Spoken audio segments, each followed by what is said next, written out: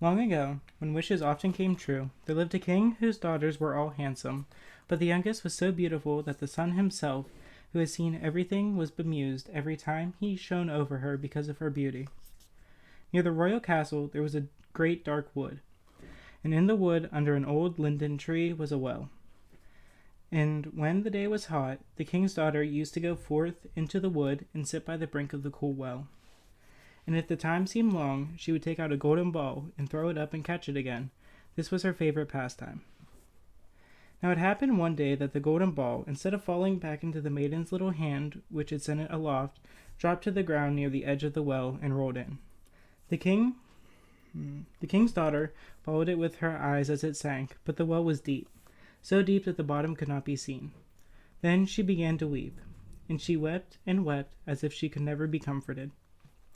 And in the midst of her weeping she heard a voice saying to her, "What ails you, king's daughter? Your tears would melt a heart of stone." And when she looked to see where the voice was coming from, there was nothing but a frog stretching his thick, ugly head out of the water. "Oh, it is you, old waddler," said she. "I weep because my golden ball has fallen into the well." "Never mind, do not weep," answered the frog. "I can help you, but what will you give me if I fetch up your ball again?" "Whatever you like, dear frog," said she. "Any of my clothes, my pearls and jewels, or even the golden crown that I wear." "Your clothes, your pearls and jewels, and your golden crown are not for me," answered the frog. "But if you would love me, and have me for your companion and playfellow, and let me sit by you at table, and eat from your plate, and drink from your cup, and sleep in your bed. If you would promise all this, then I would dive below the water and fetch your golden ball again." "Oh yes, she answered. "I will promise it all, whatever you want, if you will only get me my ball again." But she thought to herself, "What nonsense he talks, as if he could do anything but sit in the water and croak with the other frogs, or could possibly be anyone's companion." But the frog, as soon as he heard her promise, drew his head under the water and sank down out of sight.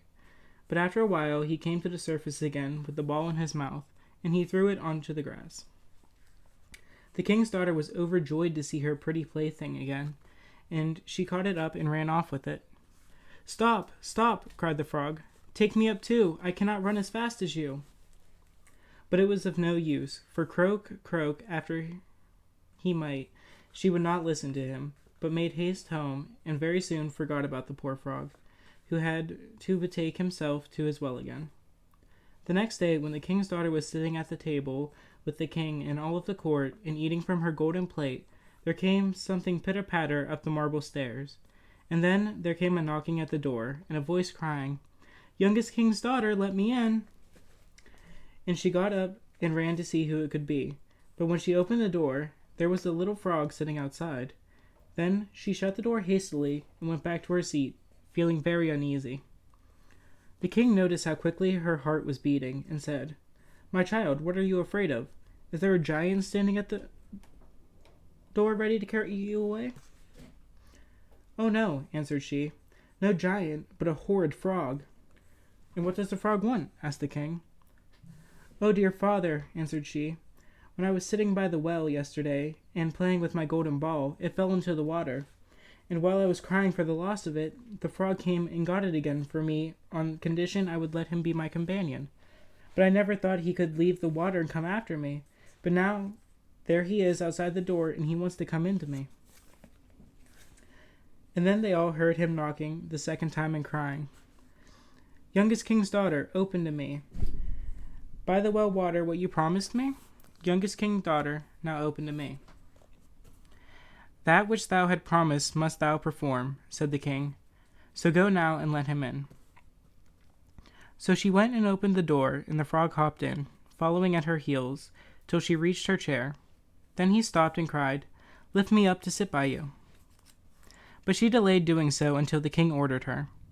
When once the frog was on the chair, he wanted to go get on the table, and there he sat and said, "Now push your golden plate a little nearer, so that we may eat together." And so she did, but everybody might see how unwilling she was. And the frog feasted heartily, but every morsel seemed to stick in her throat. I have had enough now, said the frog at last, and as I am tired, you must carry me to your room and make ready your silken bed, and we will lie down and go to sleep. Then the king's daughter began to weep, and was afraid of the cold frog, that nothing would satisfy him, but he must sleep in her pretty clean bed. Now the king grew angry with her, saying, That which thou hast promised in thy time of necessity must thou now perform. So she picked up the frog,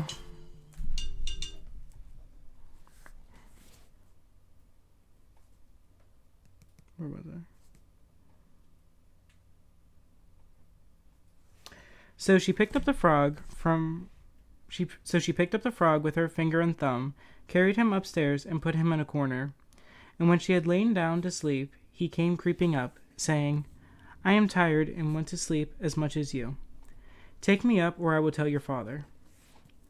Then she felt beside herself with rage, and picking him up, she threw him with all of her strength against the wall, crying, Now will you be quiet, you horrid frog? But as he fell, he ceased to be a frog, and became all at once a prince with beautiful kind eyes. And it came to pass that with her father's consent, they became bride and bridegroom. And he told her how a wicked witch had bound him by her spells, and how no one but she alone could have released him, and that they two would go together to his father's kingdom. And when there came to the door a carriage drawn by 8 white horses, and white plumes on their heads, with golden harness, and behind the carriage was standing faithful Henry, the servant of the young prince. Now faithful Henry had suffered such care and pain when his master was turned into a frog, that he had been obliged to wear these iron bands over his heart, to keep it from breaking with trouble and anxiety. When the carriage started to take the prince to his kingdom, the faithful Henry had helped them both in. He got up behind them, and was full of joy at his master's deliverance. And when they had gone a part of the way, the prince heard a sound at the back of the carriage, as if something had broken. He turned round and cried, Henry, the wheel must be breaking. But Henry answered, The wheel does not break, 'tis the band round my heart, that to lessen its ache, when I grieve for your sake, I bound round my heart. Again, and yet once again, there was the same sound, and the prince thought it must be the wheel breaking, but it was the breaking of the other bands from faithful Henry's heart, because he was so relieved and happy. Story 2. The Golden Key. In the winter time, when deep snow lay on the ground, a poor boy was forced to go out on a sledge to fetch wood.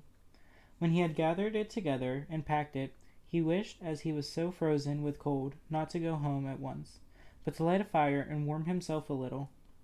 So he scraped away the snow, and as he was thus clearing the ground, he found a tiny gold key. Hereupon he thought that where the key was, the lock must be also, and dug in the ground and found an iron chest. If the key does but fit it, thought he,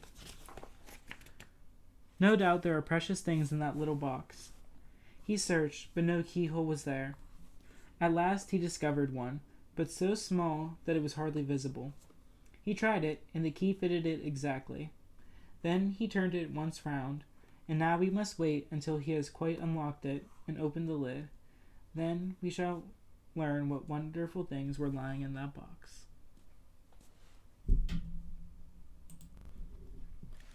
Okay.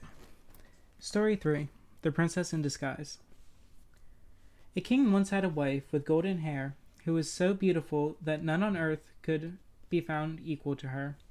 It happened that she fell ill, and as soon as she knew she must die, she sent for the king and said to him, After my death, I know you will marry another wife, but you must promise me that, however beautiful she may be, if she is not as beautiful as I am, and has not golden hair like mine, you will not marry her. The king had no sooner given his promise than she closed her eyes and died. For a long time he refused to be comforted, and thought it was impossible that he could ever take another wife. At length his counselors came to him and said, A king should not remain unmarried. We ought to have a queen. So he at last consented, And then messengers were sent far and wide to find a bride whose beauty should equal that of the dead queen. But none was to be found in the whole world, for even when equally beautiful they had not golden hair. So the messengers returned without obtaining what they sought. Now the king had a daughter, who was quite as beautiful as her dead mother, and had also golden hair. She had all this while been growing up, and very soon the king noticed how exactly she resembled her dead mother. So he sent for his counselors and said to them, "I will marry my daughter. She is the image of my dead wife, and no other bride can be found to enable me to keep my promise to her." And when the counselors heard this, they were dreadfully shocked, and said, "It is forbidden for a father to marry his daughter. Nothing but evil could spring from such a sin, and the kingdom will be ruined." When the king's daughter heard of her father's proposal, she was greatly alarmed. The more so as she saw how resolved he was to carry out his intention. She hoped, however, to be able to save him and herself from such ruin and disgrace. So she said to him, "Before I consent to your wish, I shall require 3 things: a dress as golden as the sun, another as silvery as the moon, and a third as glittering as the stars. And besides this, I shall require a mantle made of 1,000 skins of rough fur sewn together, and every animal in the kingdom must give a piece of his skin toward it." "Ah," she thought, "I have asked for the impossibilities, and I hope I shall be able to make my father give up his wicked intentions." The king, however, was not to be diverted from his purpose. All the most skillful young women in the kingdom were employed to weave the 3 dresses, one to be as golden as the sun, another as silvery as the moon, and the third as glittering as the stars. He sent hunters into the forest to kill the wild animals and bring home their skins, of which the mantle was going to be made. And at last, when all was finished, he brought them and laid them before her, and said, "Tomorrow our marriage shall take place." Then the king's daughter saw that there was no hope of changing her father's heart. So she determined to run away from the castle. In the night, when everyone slept, she rose and took from her jewel case a gold ring, a gold spinning wheel, and a gold hook. The 3 dresses of the sun, moon, and stars she folded so small into a parcel. The 3 dresses of the sun, moon, and stars she folded in so small a parcel that they were placed in a walnut shell. Then she put on the fur mantle, stained her face and hands black with walnut juice, and, committing herself to the care of heaven, she left her home. After traveling the whole night, she came at last to a large forest, and feeling very tired, she crept into a hollow tree and went to sleep. The sun rose, but she still slept on, and did not awake till nearly noon. It happened on this very day that the king to whom the wood belonged was hunting in the forest, and when his hounds came to the tree, they sniffed about and ran round and round the tree, barking loudly. The king called to his hunters and just said, "Go and see what the wild animal the dogs are barking at." They obeyed, and quickly returning, told the king that in the hollow tree was a most beautiful creature, and such they had never seen before, that the skin was covered with 1,000 different sorts of fur, and that it was fast asleep. "Then," said the king, "go and see if you can capture it alive. Then bind it on the wagon and bring it home." While the hunters were binding the maiden, she awoke, and full of terror cried out to them, "I am only a poor child, forsaken by my father and mother. Take pity on me, and take me with you." "Well," they replied, "you may be useful to the cook, little Rough-Skin. Come with us, you can at least sweep up the ashes." So they seated her on the wagon and took her home to the king's castle. They showed her a little stable under the steps, where no daylight ever came, and said, "Rough-Skin, here you can live and sleep." So the king's daughter was sent into the kitchen to fetch the wood, draw the water, stir the fire, pluck the fowls, look after the vegetables, sweep the ashes, and do all the hard work. Poor Rough-Skin, as they called her, lived for a long time most miserably, and the beautiful king's daughter knew not when it would end or how. It happened, however, after a time, that a festival was to take place in the castle. So she said to the cook, "May I go out for a little while to see the company arrive?" "I will stand outside the door." "Yes, you may go," he replied, "but in half an hour I shall want you to sweep up the ashes and put the kitchen in order." Then she took her little oil lamp and went to the stable, threw off the fur coat, washed the nut stains from her face and hands, so that her full beauty appeared before the day. After this, she opened the nutshell and took out the dress that was golden as the sun, and put it on.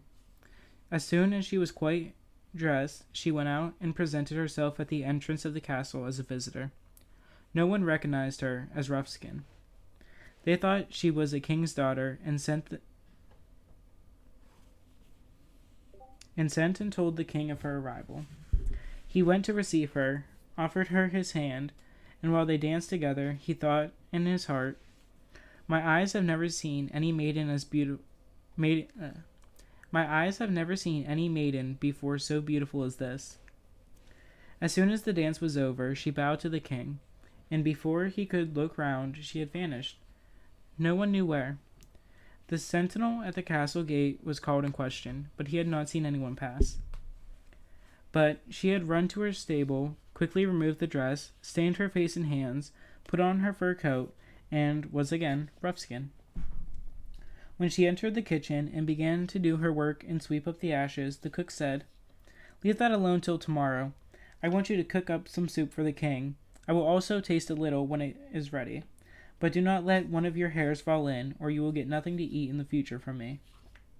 The cook went out, and Rough-Skin made the king's soup as nicely as she could, and cut bread for it. And when it was ready, she fetched from her little stable her gold ring, and laid it in the dish in which this soup was prepared.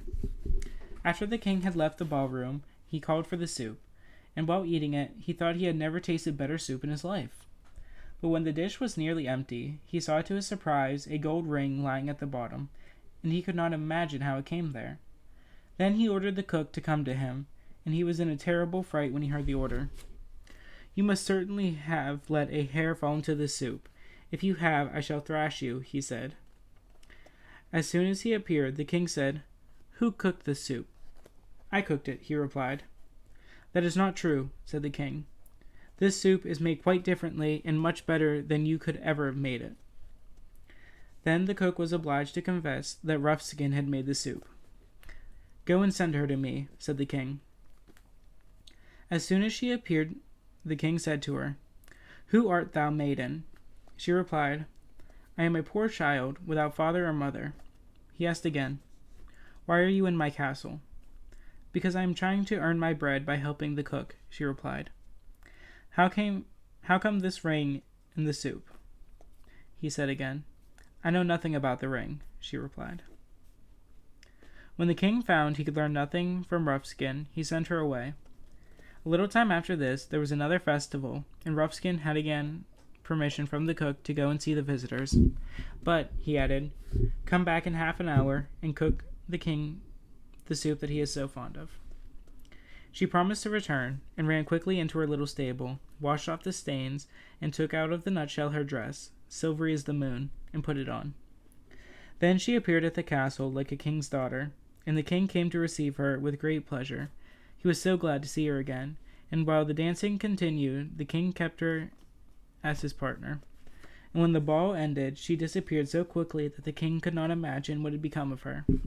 But she had rushed down to her stable, made herself again the rough little creature that was called Rough-Skin, and went to the kitchen to cook up the soup.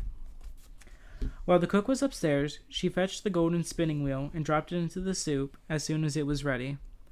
The king ate again with great relish.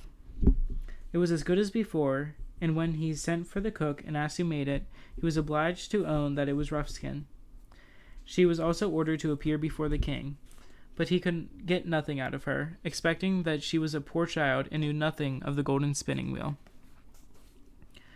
At the king's third festival, everything happened as before, but the cook said, "I will let you go and see the dancing room this time, Rough-Skin, but I believe you are a witch, for although the soup is good, and the king says it's better than I can make it, there is always something dropped into it which I cannot understand."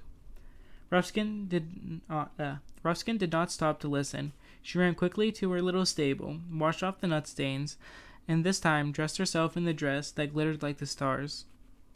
When the king came as before to receive her in the hall, he thought that he had never seen such a beautiful woman in his life. While they were dancing, he contrived, without being noticed by the maiden, to slip a gold ring on her finger, and he had given orders that the dancing should continue longer than usual. When it ended, he wanted to hold her hand still, but she pulled it away, and sprang so quickly among the people that she vanished from his eyes. She ran out of breath to her stable under the steps, for she knew that she had remained longer away than half an hour, and there was no time to take off her dress. So she threw on her fur cloak over it, and in her haste did not make her face black enough, nor hide her golden hair properly. Her hands also remained white. However, when she entered the kitchen, the cook was still away, so she prepared the king's soup, and dropped into it the golden hook.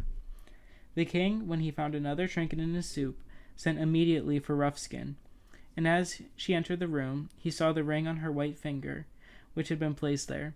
Instantly he seized her hand and held her fast, but in her struggles to get free, the fur mantle opened, and the star-glittering dress was plainly seen. The king caught the mantle and tore it off, and as he did so, her golden hair fell over her shoulders, and she stood before him in her full splendor, and felt that she could no longer conceal who she was. Then she wiped the soot and stains from her face, and was beautiful to the eyes of the king as any woman upon earth. "You shall be my dear bride," said the king, "and we will never be parted again, although I know not who you are."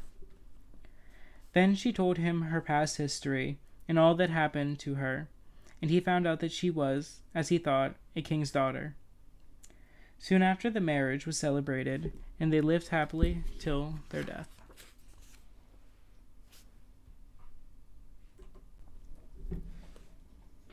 Story 4. Rapunzel. There once lived a man and his wife who had long wished for a child, but in vain. Now there was at the back of their house a little window which overlooked a beautiful garden full of the finest vegetables and flowers. But there was a high wall all round it, and no one ventured into it, for it belonged to a witch of great might, and of whom all the world was afraid. One day, when the wife was standing at the window and looking into the garden, she saw a bed filled with the finest rampion, and it looked so fresh and green that she began to wish for some, and at length she longed for it greatly. This went on for days, as she knew she could not get the rampion. She pined away, and grew pale and miserable. Then the man was uneasy, and asked, "What is the matter, dear wife?" "Oh," answered she, "I shall die unless I have some of that rampion to eat that grows in the garden at the back of our house." The man, who loved her very much, thought to himself, "Rather than lose my wife, I will get some rampion, cost what it will." So in the twilight he climbed over the wall to the witch's garden, plucked hastily a handful of rampion, and brought it to his wife. She made a salad of it at once, and ate all of it to her heart's content. But she liked it so much, and it tasted so good, that the next day she longed for it thrice as much, and as she had done before. If she was to have any rest, the man must climb over the wall once more. So he went in the twilight again, and as he was climbing back, he saw, all at once, the witch standing before him, and was terribly frightened, as she cried, with angry eyes, "How dare you climb over into my garden like a thief and steal my rampion? It shall be the worse for you." "Oh," answered he, "be merciful rather than just. I have only done it through necessity, for my wife saw your rampion out of the window, and became possessed with so great a longing that she would have died if she could not have some to eat." Then the witch said, If it is all as you say, you may have as much rampion as you like, on one condition: the child that will come into the world must be given to me. It shall go well with the child, and I will care for it like a mother." In his distress of mind, the man promised everything, and when the time came when the child was born, the witch appeared, and giving the child the name of Rapunzel, which is the same as rampion, she took it away with her. Rapunzel was the most beautiful child in the world. When she was 12 years old, the witch shut her up in a tower in the midst of a wood, and it had neither steps nor door, only a small window above. When the witch wished, when the witch wished to be let in, she would not. She would stand below and would cry, "Rapunzel, Rapunzel, let down your hair." Rapunzel had beautiful long hair that shone like gold. When she heard the voice of the witch, she would undo the fastening of the upper window, unbind the plaits of her hair, and let it down 20 ells below, and the witch would climb up by it. After they had lived thus a few years, it happened that as the king's son was riding through the wood, he came to the tower, and as he drew near, he heard a voice singing so sweetly that he stood still and listened.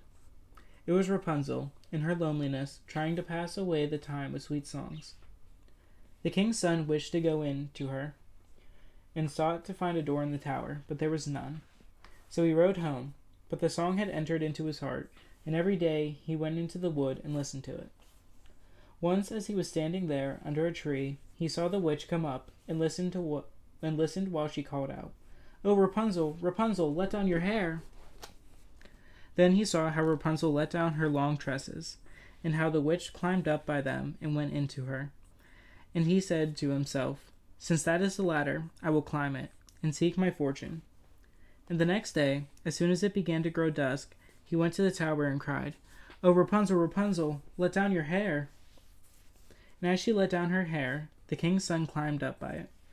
Rapunzel was greatly terrified when she saw that a man had come into her, for she had never seen one before. But the king's son entered into his heart.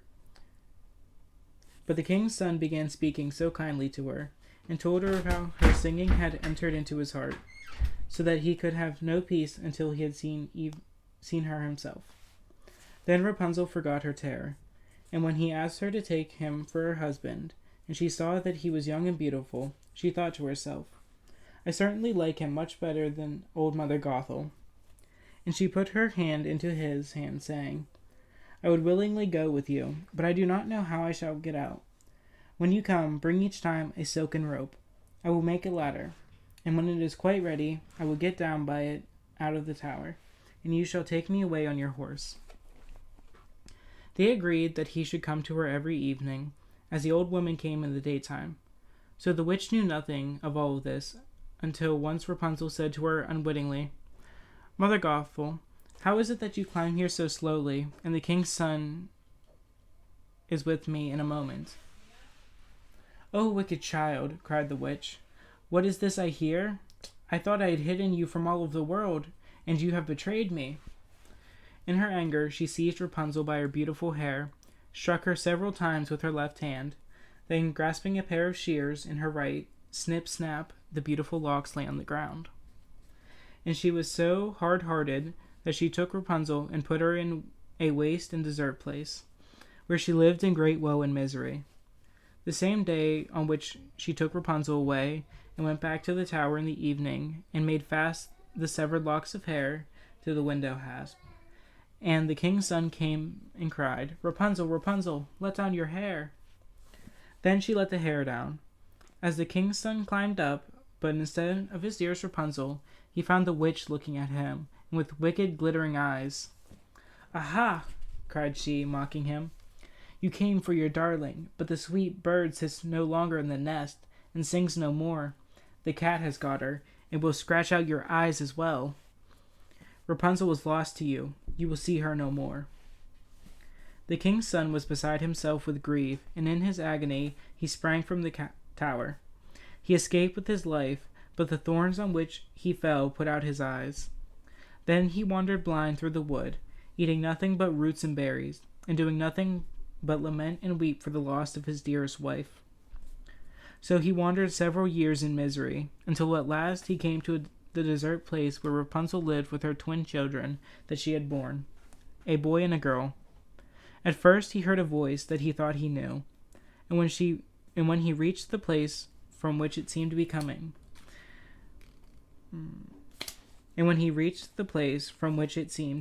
Rapunzel knew him, and fell on his neck and wept. And when her tears touched his eyes, they became clear again. and he could see them as well as ever. He took her to his kingdom, where he was received happily with great joy, and they lived very long and happily. Story 5. The Devil's 3 Gold Hairs. Once there was a very poor woman who was delighted when her son was born with a caul enveloping his head. This was supposed to bring good fortune, and it was predicted that he would marry the king's daughter when he became 19. Soon after, a king came to the village, but no one knew it was the king. When he asked for news, they told him that a few days before, a child had been born in the village with a caul, and it was prophesied that he would be very lucky. Indeed, it had been said that in his 19th year he would have the king's daughter for his wife. The king, who had a wicked heart, was very angry when he heard this. But he went to the parents in the most friendly manner and said to them kindly, "Good people, give up your child to me. I will take the greatest care of him." At first they refused, but when the stranger offered them a large amount of gold, and then mentioned that if their child was born to be lucky, everything must turn out for the best for him, they willingly at last gave him up. The king placed the child in a box and rode away with it for a very long distance, till he came to deep water, into which he threw the box containing the child, saying to himself as he rode away, "From this unwelcome suitor here, I have saved my daughter." But the box did not sink. It swam like a boat on the water, and so high above it that not a drop got inside. It sailed onto a spot about 2 miles from the chief town of the king's dominions, where there were a mill and a weir, which stopped it, and on which it had rested. The miller's man, who happened to be standing near the bank, fortunately noticed it, and thinking it would most likely contain something valuable, drew it on shore with a hook. But when he opened it, there lay a beautiful baby, who was quite awake and lively. He carried it in to the miller and to his wife, and as they had no children, they were quite delighted, and said heaven had sent the little boy as a gift to them. They brought him up carefully, and he grew to manhood, clever and virtuous. It happened one day that the king was overtaken by a thunderstorm while passing near the mill, and stopped to ask for shelter. Noticing the youth, he asked the miller if that tall young man was his son. "No," he replied, "he is a foundling. 19 years ago, a box was seen sailing on the mill stream by one of our men, and when it was caught in the weir, he drew it out of the water and found the child in it. Then the king knew that this must be the child of fortune, and therefore the one which he had thrown into the water. He hid his vexation, however, and presently said kindly, I want to send a letter to the queen, my wife. If that young man will take it to her, I will give him 2 gold pieces for his trouble." "We are at the king's service," replied the miller, and called to the young man to prepare for his errand. Then the king wrote a letter to the queen containing these words: "As soon as the boy who brings this letter arrives, let him be killed, and I shall expect to find him dead and buried when I come back." The youth was soon on his way with this letter, and he lost himself, however, in a large forest. But when the darkness came on, he saw in the distance a glimmering light, which he walked to, and found a small house. He entered and saw an old woman sitting by the fire, quite alone. She appeared frightened when she saw him, and said, "Where do you come from, and what do you want?" "I am come from the mill," he replied, "and I am carrying a letter to the wife of the king, and, as I have lost my way, I should like very much to stay here during the night." "You poor young man," she replied, "you are in a den of robbers, and when they come home they may kill you." "They may come when they like," said the youth. "I am not afraid, but I am so tired that I cannot go a step further." Then he stretched himself on a bench and fell fast asleep.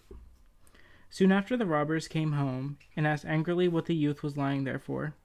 "Ah," said the woman, "he is an innocent child who has lost himself in the wood, and I took him in out of compassion. He is carrying a letter to the queen, which the king has sent." Then the robbers went softly to the sleeping youth, took the letter from his pocket, and read in it that as soon as the bear arrived at the palace, he was to lose his life. Then pity arose in the hard-hearted robbers, and their chief tore up the letter and wrote another, in which it stated that as soon as the boy arrived, he should be married to the king's daughter. Then they left him to lie and rest on the bench till the next morning. And when he awoke, they gave him the letter and showed him the road he was to take. As soon as he reached the palace and sent in the letter, the queen read it. And she acted in exact accordance with what was written, ordered a grand marriage feast, and had the princess married at once to the fortunate youth. He was very handsome and amiable, so that the king's daughter soon learned to love him very much, and was quite happy to be with him. Not long after, when the king returned home to his castle, he found the prophecy respecting the child of fortune fulfilled, and that he was married to a king's daughter. "How has this happened?" said he. "I have in my letter given very different orders." Then the queen gave him the letter and said, "You may see for yourself what is stated there." The king read the letter and saw very clearly that it was not the one he had written. He asked the youth what he had done with the letter he had entrusted him, and where he had brought the other from. "I know not," he replied, "unless it was changed during the night while I slept in the forest." Full of wrath, the king said, "You shall not get off so easily, for whoever marries my daughter must first bring me 3 golden hairs from the head of the demon of the Black Forest. If you bring them to me before long, then you shall keep my daughter as a wife, but not otherwise." Then said the child of fortune, "I will fetch these golden hairs very quickly. I am not the least afraid of the demon." Thereupon he said farewell, and started on his travels. His way led him to a large city, and as he stood at the gate and asked admission, a watchman said to him, "What trade do you follow, and how much do you know?" "I know everything," he replied. "Then you can do us a favor," answered the watchman. "If you can tell us why our master's fountain, from which wine used to flow, is dried up, then it never gives us water now." "I will tell you when I come back," he said. "Only wait till then." He traveled on still further, and came by and by to another town, where the watchman also asked him what trade he followed, and what he knew. "I know everything," he answered. "Then," said the watchman, "you can do us a favor and tell us why a tree in our town, which once bore golden apples, now only produces leaves." "Wait till I return," he replied, "and I will tell you." On he went again, and came to a broad river, over which he must pass in a ferry boat, and the ferryman asked him the same question about his trade and his knowledge. He gave the same reply, that he knew everything. "Then," said the man, "you can do me a favor, and tell me how it is that I'm obliged to go backward and forward in my ferry boat every day without a change of any kind." "Wait till I come back," he replied, "then you shall know all about it." As soon as he reached the other side of the water, he found the entrance to the Black Forest, in which was the demon's cove. It was very dark and gloomy, and the demon was not at home, but his old mother was sitting in a large armchair, and she looked up and said, "What do you want? You don't look wicked enough to be one of us." "I just want 3 golden hairs from the demon's head," he replied. "Otherwise my wife will be taken away from me." "That is asking a great deal," she replied, "for if the demon comes home and finds you here, he will have no mercy on you. However, if you will trust me, I will try to help you." Then she turned him into an ant, and said, "Creep into the folds of my gown. There you will be safe."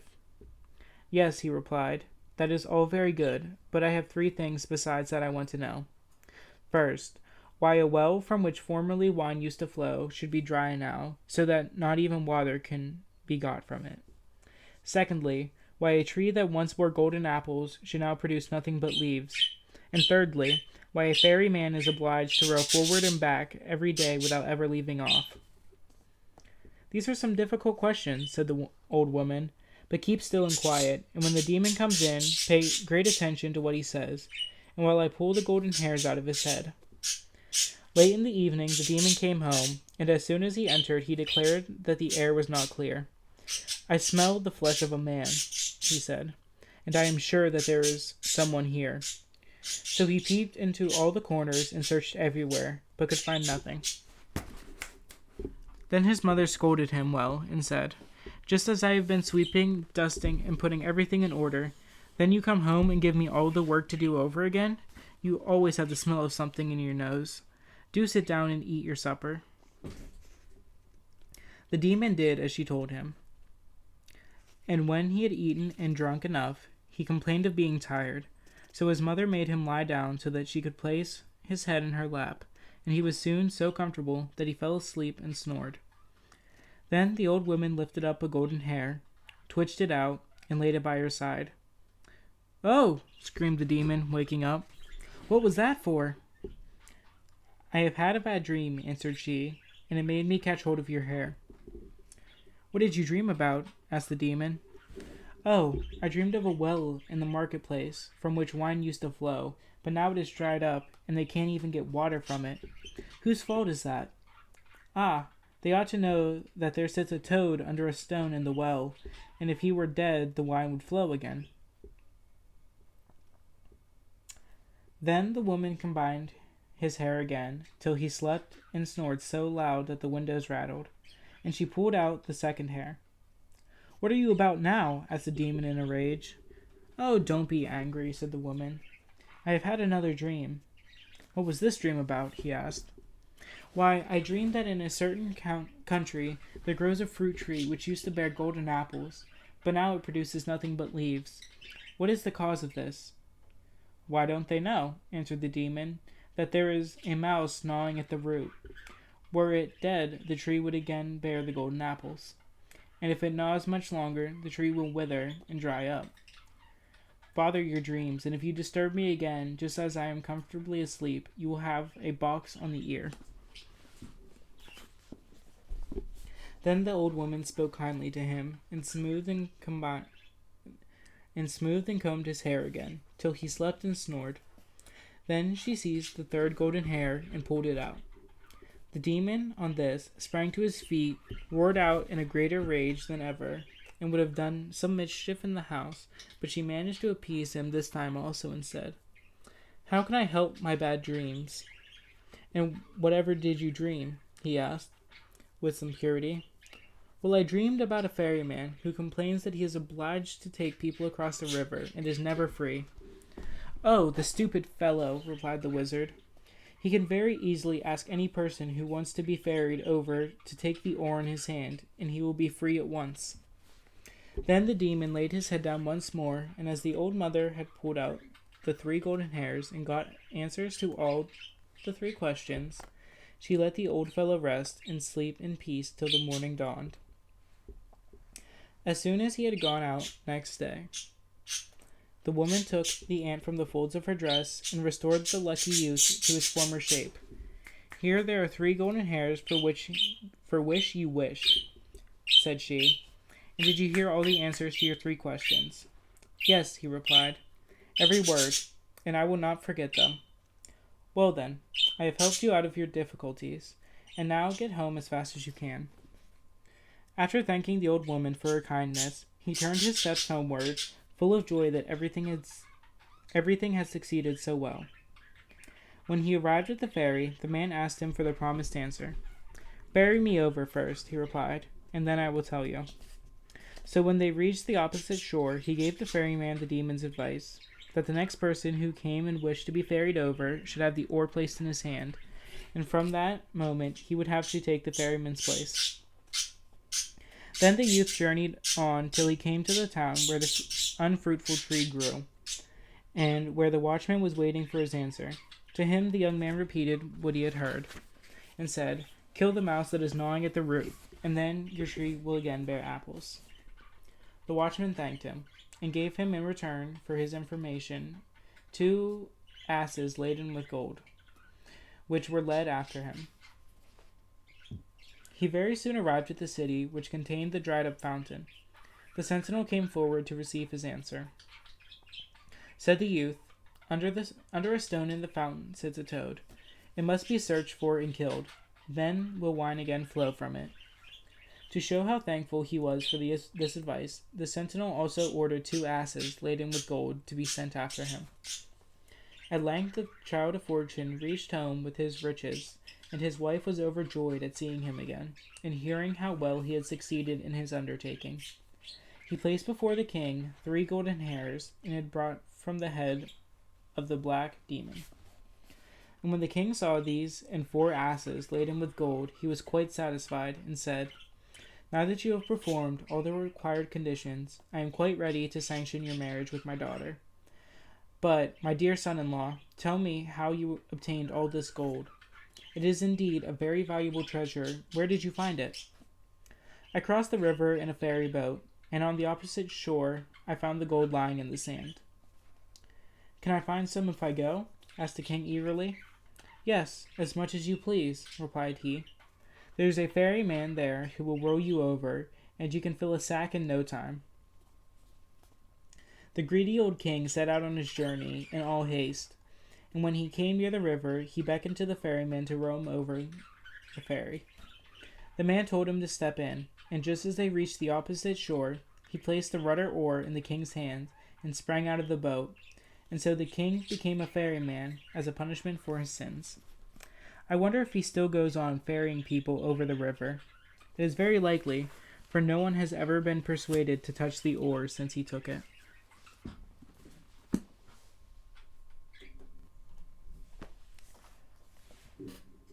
Story 6. The Griffin. There was once upon a time a king, but where he reigned and what he was called, I do not know. He had no son, but only a daughter, who had always been ill, and no doctor had been able to cure her. Then it was foretold to the king that his daughter should eat herself well with an apple. So he ordered it to be proclaimed throughout the whole kingdom that whoever brought his daughter an apple, with which she could eat herself well, should have her to wife, and be king.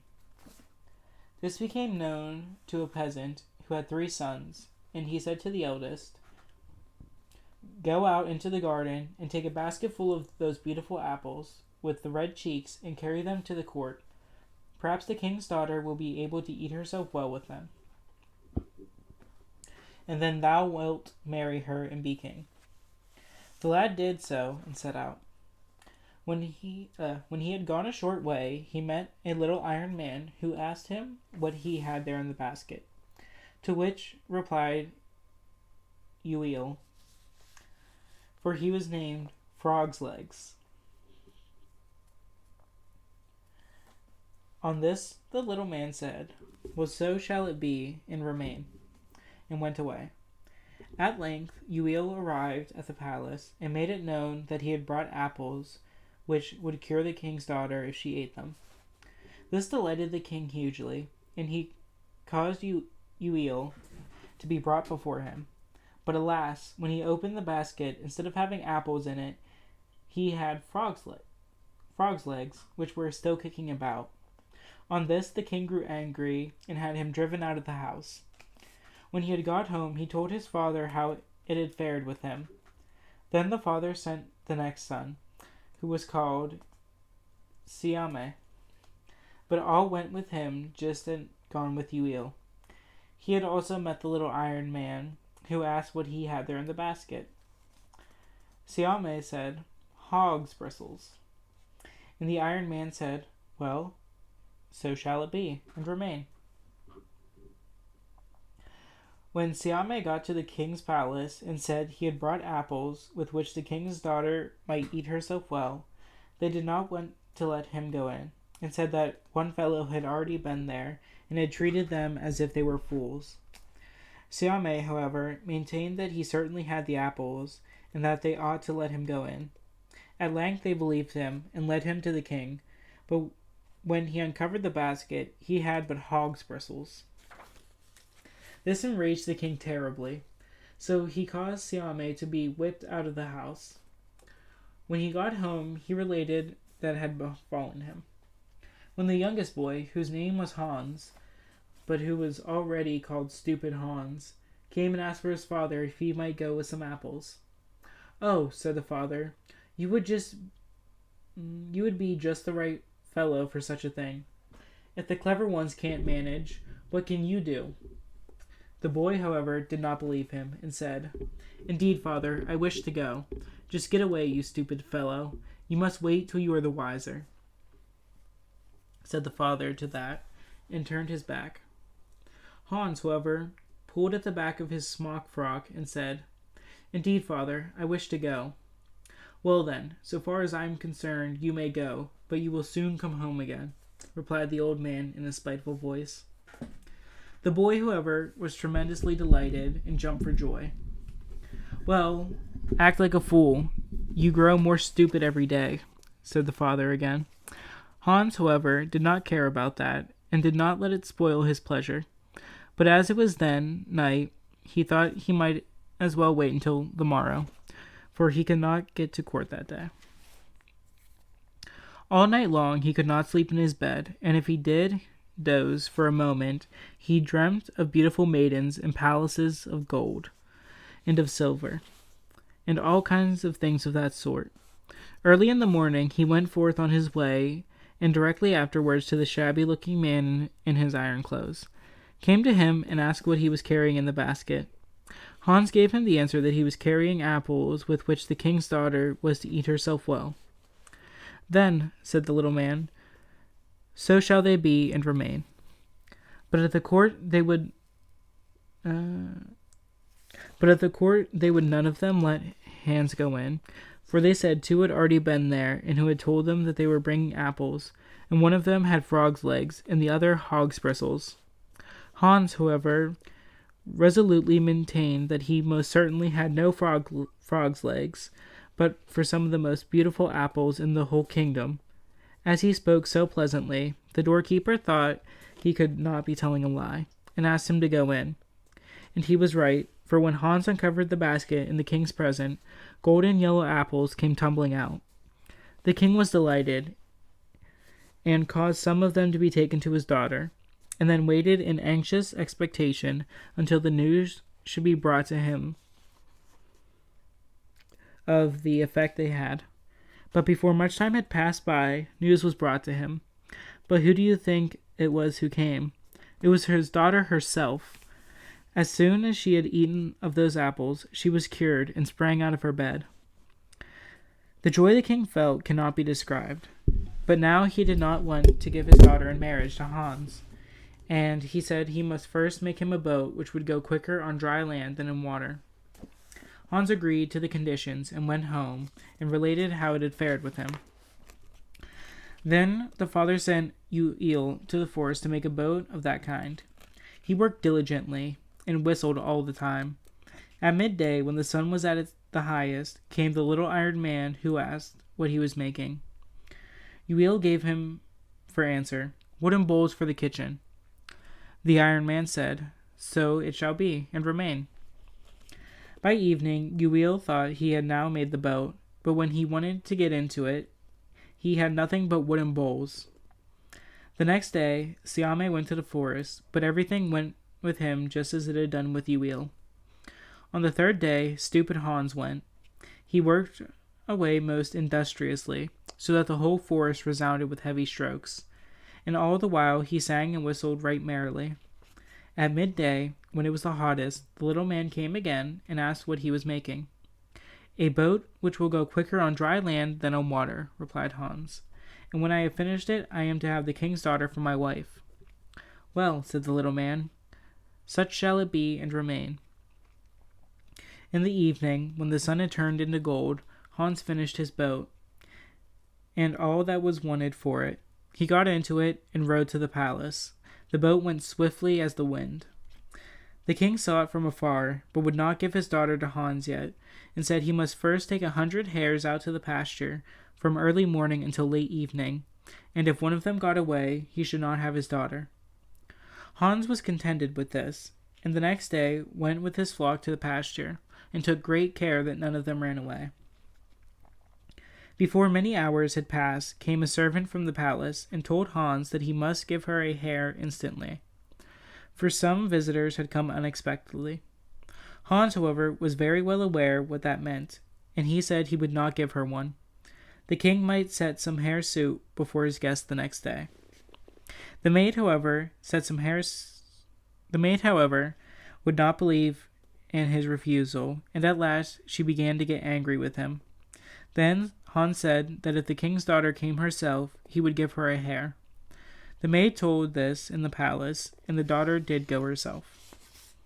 In the meantime, however, the little man came again to Hans, and asked him what he was doing there. He said that he had to watch over 100 hares and see that none of them ran away, and then he might marry the king's daughter and be king. Good, said the little man. There is a whistle for you, and if one of them runs away, just whistle with it, and then it will come back again.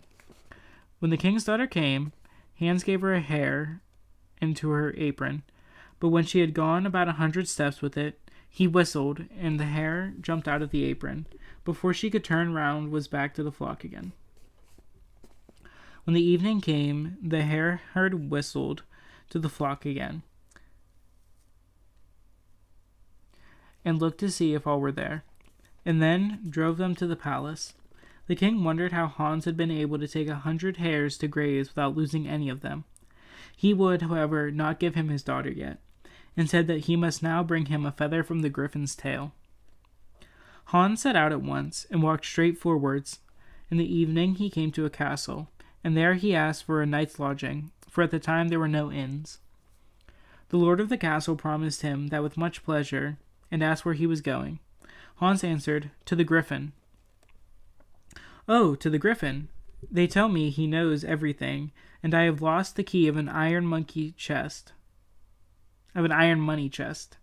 So you might be so good as to ask him where it is." "Yes, indeed," said Hans. "I will soon do that." Early the next morning he went onwards, and on his way arrived at another castle, in which he again stayed the night. When the people who lived there learned that he was going to the Griffin, they said they had in the house a daughter who was ill, and that they had already tried every means to cure her, but none of them had done her any good, and he might be so kind as to ask the Griffin what would make the daughter healthy again. Hans said that he would willingly do that, and went onwards. Then he came to a lake, and instead of a ferry boat, a tall man was there, who had to carry everybody across. The man asked Hans whither he was journeying. "To the Griffin," said Hans. "Then, when you get to him," said the man, "just ask him why I am forced to carry everybody over the lake." "Yes, indeed, most certainly I'll do that," said Hans. Then the man took him up on his shoulders and carried him across. At length Hans arrived at the Griffin's house, but the wife only was home, and not the Griffin himself. Then the woman asked him what he wanted. Thereupon he told her everything, that he had to get a feather out of the Griffin's tail, and that there was a castle where they had lost the key of their money chest, and that he was to ask the Griffin where it was. That in another castle the daughter was ill, and he was to learn what would cure her. And then, not far from thence, there was a lake, and a man beside it, who was forced to carry people across it, and he was very anxious to learn why the man was obliged to do it.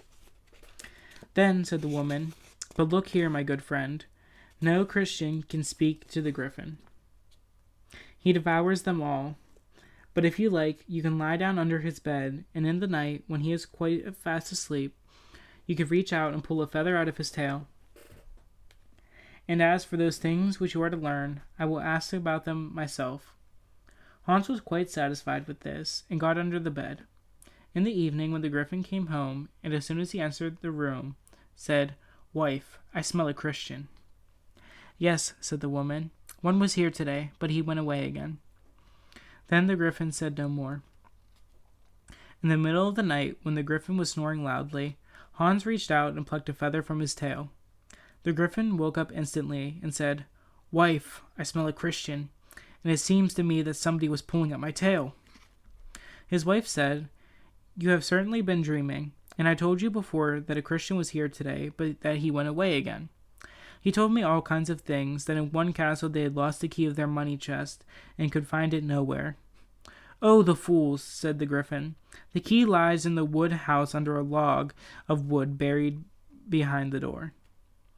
And then he said that in another castle the daughter was ill, and they knew no remedy that would cure her. "Oh, the fools," said the Griffin. "Under the cellar steps a toad has made its nest of her hair, and if she got her hairs back she would be well." And then he also said that there was a place And then he also said that there was a place where there was a lake and a man beside it who was forced to carry everybody across. Oh, the fool, said the Griffin. If he only put one man down in the middle, he would never have to carry another across. Early the next morning, the Griffin got up and went out. Then Hans came forth from under the bed, and he had a beautiful feather, and had heard what the Griffin had said about the key, and the daughter, and the ferryman. The Griffin's wife repeated it all at once. The Griffin's wife repeated it all once more to him that he might not forget it, and then he went home again. First he came to the man by the lake, who asked him what the Griffin had said, but Hans replied that he must first carry him across, and then he would tell him. So the man carried him across, and when he was over, Hans told him that all he had to do was set one person down in the middle of the lake, and then he would never have to carry over any more. The man was hugely delighted, and told Hans that out of gratitude he would take him once more across and back again. But Hans said no. He would save him the trouble. He was quite satisfied already, and pursued his way. Then he came to the castle where the daughter was ill. He took her on his shoulders, for she could not walk, and carried her down the cellar steps, and pulled out the toad's nest from beneath the lowest step, and gave it to her and gave it into her hand, and sprang off his shoulder, and up the steps before him, and was quite cured. Then were the father and mother beyond measure rejoiced. And they gave Hans a gift of gold and of silver, and whatsoever else he wished for, that they gave him. And when he got to the other castle, he went at once into the wood house, and found the key under the log of wood behind the door, and took it to the lord of the castle. He also was not a little pleased, and gave Hans as a reward much of the gold that was in the chest, and all kinds of things besides, such as cows and sheep and goats. When Hans arrived before the king, with all these things, with the money and the gold, and the silver and the crows, the sheep and the goats, the king asked him how he had come by them. Then Hans told him that the Griffin gave every one whatsoever he wanted. So the king thought to himself he could make such things useful, and set out on his way to the Griffin. But when he got to the lake, it happened that he was the very first to arrive there after Hans, and the man put him down in the middle of it and went away, and the king was drowned. Hans, however, married the daughter and became king.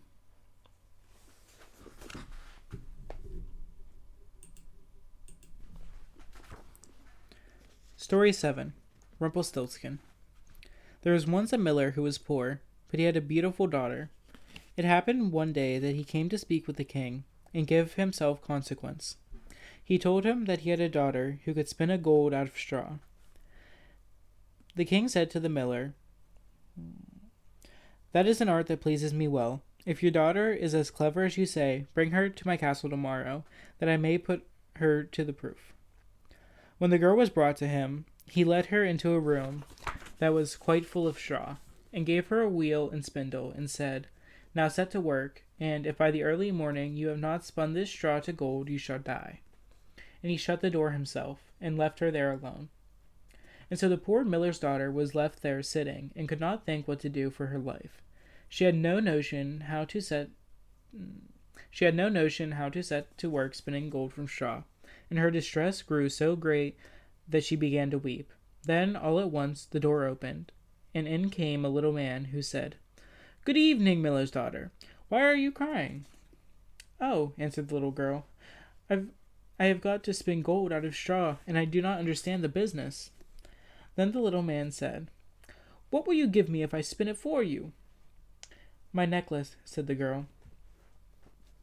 The little man took the necklace, seated himself before the wheel, and whir, 3 times round, and the bobbin was full. Then he took up another, and whir, 3 times round, and that was full. And so he went on till the morning, when all the straw had been spun, and all the bobbins were full of gold. At sunrise came the king, and when he saw the gold, he was astonished and very much rejoiced, for he was very avaricious. He had the miller's daughter taken into another room filled with straw, much bigger than the last, and told her that as she valued her life, she must spin it all in one night. The girl did not know what to do, so she began to cry, and then the door opened, and the little man appeared and said, "What will you give me if I spin all this straw into gold?" "The ring from my finger," answered the girl. So the little man took the ring, and began again to send the wheel whirring around, and by the next morning all the straw was spun into glistening gold. The king was rejoiced beyond measure at the sight, but as he could never have enough gold, he had the miller's daughter taken into a still larger room full of straw, and said, "This too must be spun in one night, and if you accomplish it, you shall be my wife." For he thought, "Although she is but a miller's daughter, I am not likely to find anyone richer in the world." As soon as the girl was left alone, the little man appeared for the third time and said, "What will you give me if I spin the straw for you this time?" "I have nothing left to give," answered the girl. "Then you must promise me the first child you have after you are queen," said the little man. "But who knows whether that will happen?" thought the girl. But as she did not know what else to do in her necessity, she promised the little man what he desired, upon which he began to spin, until all of the straw was gold.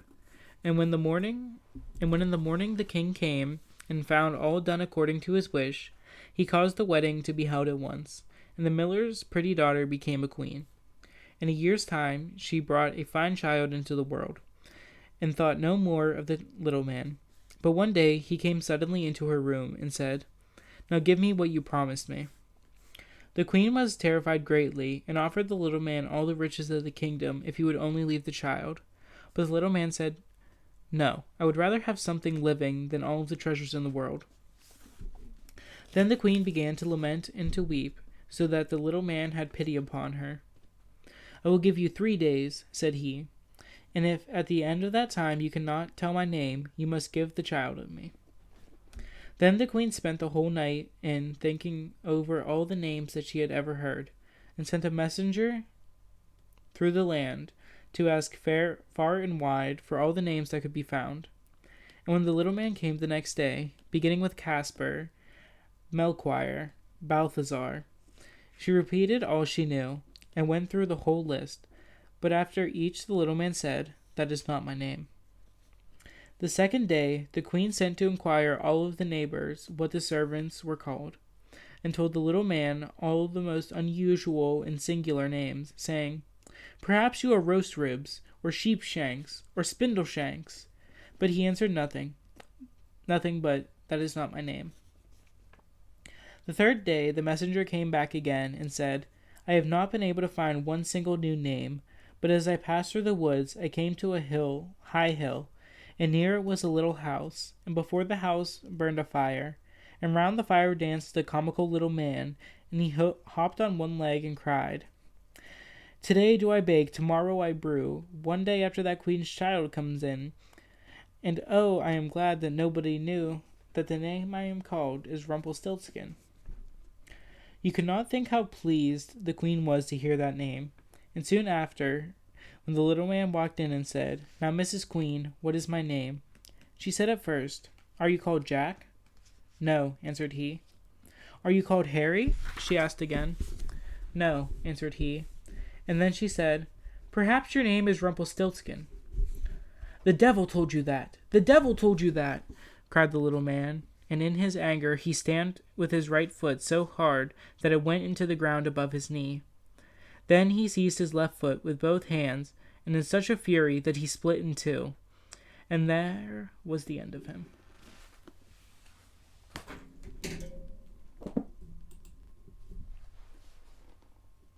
Story 8.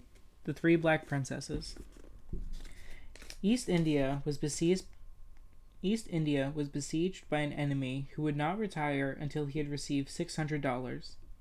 Then the townsfolk caused it to be proclaimed by beat of a drum that whoever was able to procure the money should be burgomaster. Now there was a poor fisherman who fished on the lake with his son, and the enemy came and took the son prisoner, and gave the father $600 for him. So the father went and gave them to the great men of the town, and the enemy departed. And when the fisherman became burgomaster, then it was proclaimed that whoever Whosoever did not say Mr. Burgomaster should be put to death on the gallows. The son got away from the enemy and came to a great forest on a high mountain.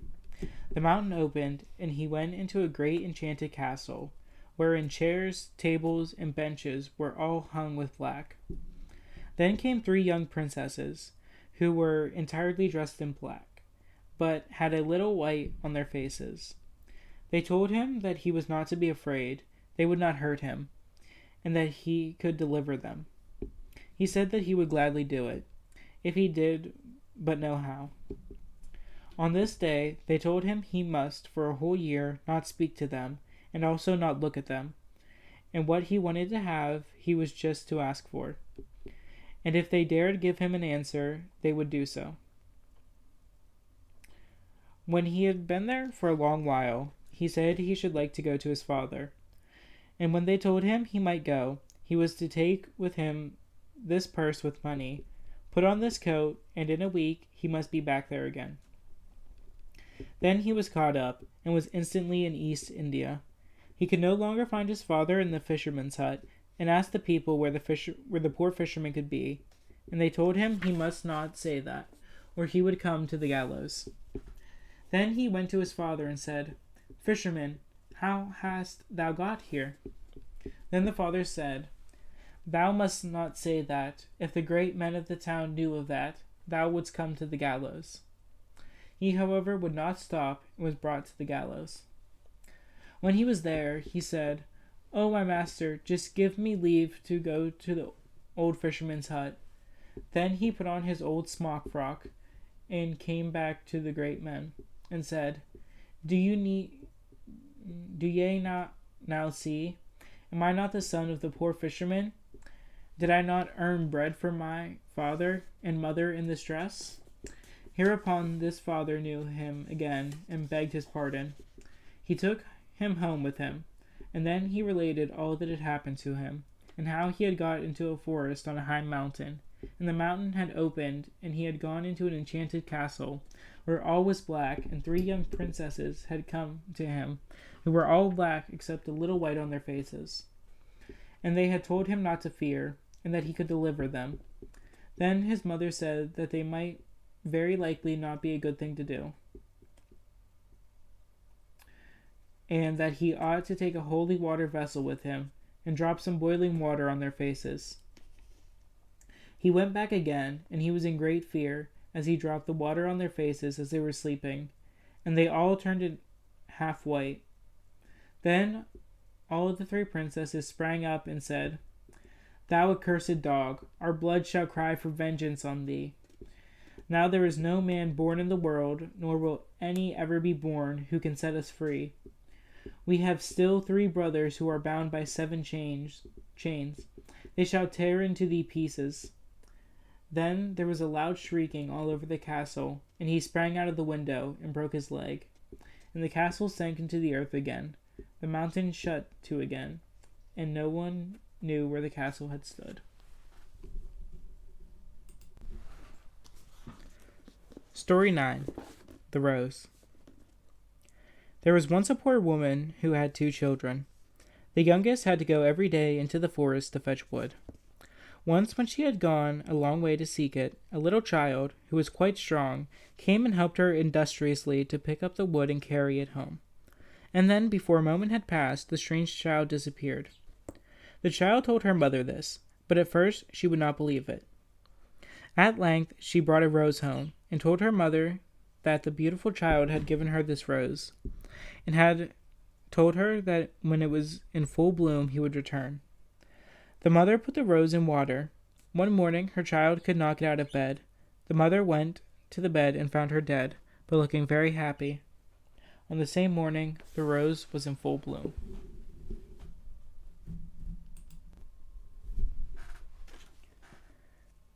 Story 10. The Moon. In days gone by, there was a land where the nights were always dark, and the sky spread over it like a black cloth. For there the moon never rose, and no stars shone in the obscurity. At the creation of the world, the light at night had been sufficient. For young fellows once went out of this country on a traveling expedition, and arrived in another kingdom, where, in the evening, when the sun had disappeared behind the mountains, a shining globe was placed on an oak tree, which shed a soft light far and wide. By the means of this, everything could be very well seen and distinguished, even though it was not so brilliant as the sun. The traveler stopped and asked a countryman who was driving past with his cart what kind of light that was. "That is the moon," answered he. "Our mayor bought it for 3 thalers, and fastened it to the oak tree. He has to pour oil into it daily, and to keep it clean so that it may always burn clearly. He receives 1 thaler a week from us for doing it." When the countryman had driven away, one of them said, "We could make some use of this lamp. We have an oak tree at home, which is just as big as this, and we could hang it on that. What a pleasure it would be not to have to feel about what a night and in the darkness." "I'll tell you what we'll do," said the second. "We will fetch a cart and horses and carry away the moon. The people here may buy themselves another." "I am a good climber," says the third. "I will bring it down." The fourth brought a cart and horses, and the third climbed the tree, bored a hole into the moon, and passed a rope through it, and let it down. When the shining ball lay in the cart, they covered it over with a cloth, that no one might observe the theft. They conveyed it safely into their own country, and placed it on a high oak. Old and young rejoiced when the new lamp let its light shine over the whole land, and bedrooms and sitting rooms were filled with it. The dwarfs came forth from their caves in the rocks, and the tiny elves in the little red coats danced in rings on the meadows. The four took care of that the moon was provided with oil, cleaned the wick, and received their weekly thaler. But they became old men, and when one of them grew ill and saw that he was about to die, he appointed that 1/4 of the moon should, as his property, be laid in the grave with him. When he died, the mayor climbed up the tree and cut a quarter with the head shears, and this was placed in his coffin. The light of the moon decreased, but still not visibly. When the second died, the second quarter was buried with him, and the light diminished. It grew weaker still after the death of the third, who likewise took his part of it away with him. And when the fourth was borne to his grave, the old state of darkness recommenced. And whenever the people went out at night without their lanterns, they knocked their heads together. When, however, the pieces of the moon had been united themselves together again in the world below, where darkness had always prevailed, it came to pass that the dead became restless and awoke from their sleep.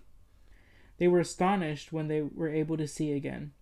The moonlight was quite sufficient for them, for their eyes had become so weak that they could not have borne the brilliance of the light of the sun. They rose up and were merry, and fell into their former ways of living. Some of them went to play and dance, others hastened to their public houses, where they were asked for wine, got drunk, brawled, quarreled, and at last took up cudgels, and belabored each other. The noise became greater and greater, and at last reached even to heaven. St. Peter, who guards the gate of heaven, thought the lower world had broken out in revolt and gathered together, in the heavenly troops, which are to drive back the evil one, when he and his associates stormed the abode of the blessed. As these, however, did not come, he got on his horse and rode through the gate of the heaven, down into the world of below. There he reduced the dead to subjection, bade them to lie down in their graves again, and took the moon away with him, and hung it up in heaven.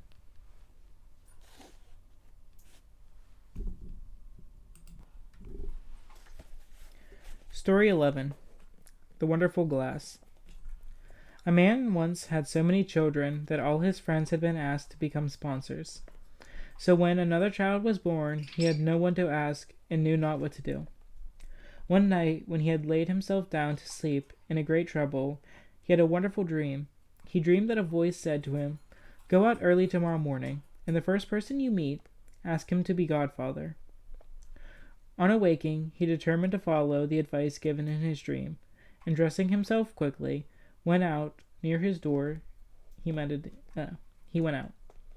Near his door, he met a man, and immediately asked him to be sponsor for his child. The stranger, before giving his consent, presented the man with a glass and said, "This is a most wonderful glass. The water with which you fill it has the power of curing sick persons. You only have to observe where death stands. If he stands by the head of the sick person, then give them the water, and he will soon be well. But if he stands by the feet, all your trouble will be useless. The sick person must die." So the stranger became sponsor for his child, and gave to the father the wonderful goblet, which endowed the water he put into it with such healing qualities. Besides this, he could always tell whether a sick person would recover or not, and he could, therefore, speak confidently about curing him. By this he made a great deal of money, and his fame spread far and wide. Even the king sent for him, when one of his children was ill. But as the wonderful doctor entered, he saw Death standing at the head of the bed, and knew that the child would recover after drinking the water in the magic glass. And so he did. The second time he was sent for the same occurred. But on his third visit, the doctor saw Death standing at the feet of the bed, and told the parents that the child must die. After a while, this doctor became curious, and thought he should like to see where his child's godfather, who had given him such a valuable present, lived, and tell him how he was getting on. But when he reached the household quite startled him. On the first step, a mop and a broom were quarreling together and fighting furiously. "Where shall I find the master of this house?" he asked. "A step higher," answered the broom. But when he arrived on the second step, he saw a number of dead fingers lying together, and he inquired again, "Where is the master?" "A step higher," replied one of the fingers. On the third step lay a heap of human heads, who directed him to go a step higher. On the fourth step he saw a fish frizzling in the pan, and cooking himself. He spoke to the man and told him to go a step higher. On he went, and at last, on the fifth step, he came upon the door of a room, and peeping through the keyhole, saw the godfather, and to his surprise, he had large horns. But as soon as he opened the door and went in, the strange man with horns rushed away suddenly, and laid himself on the bed, and drew the clothes over him. Then said the man, "What is the meaning of this strange household, good sir? On the steps I met with all sorts of strange things, and was told to go up higher. And when I came to the door of this room, I peeped through the keyhole, and saw you with a pair of horns on your head." "That is not true," cried the pretended godfather, in such a terrible voice that the man, in fright, turned to run away, but no one knows what has become of him, for he has never been heard of since.